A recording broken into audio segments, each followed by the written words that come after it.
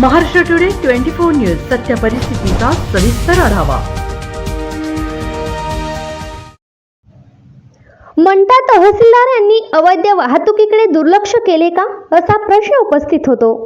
देवठाणा उत्सवत तालुका मंठा येथील कोल्हापुरी बंधाऱ्याजवळ चक्क जेसीबीच्या सहाय्याने टेम्पो भरून मोठ्या प्रमाणात अवैध वाळू वाहतूक सुरू आहे। या वाळू माफिया यांच्यावर कोण कारवाई करणार?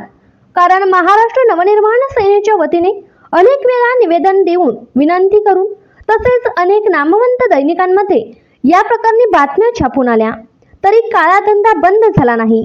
पूर्ण नदीपात्रात भरलेला वाळूचा चोर बाजार बंद झाला नाही याची खंत वाटते।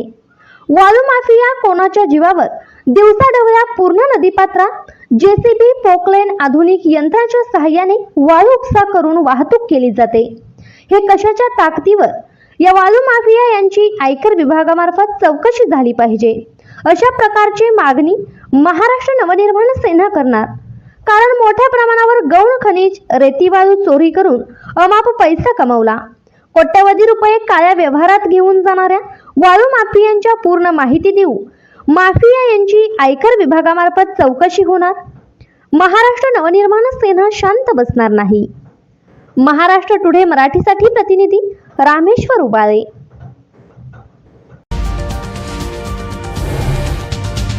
आजच महाराष्ट्र टुडे 24 न्यूजला सबस्क्राईब करा आणि सत्य परिस्थितीचा सविस्तर आढावा पहा।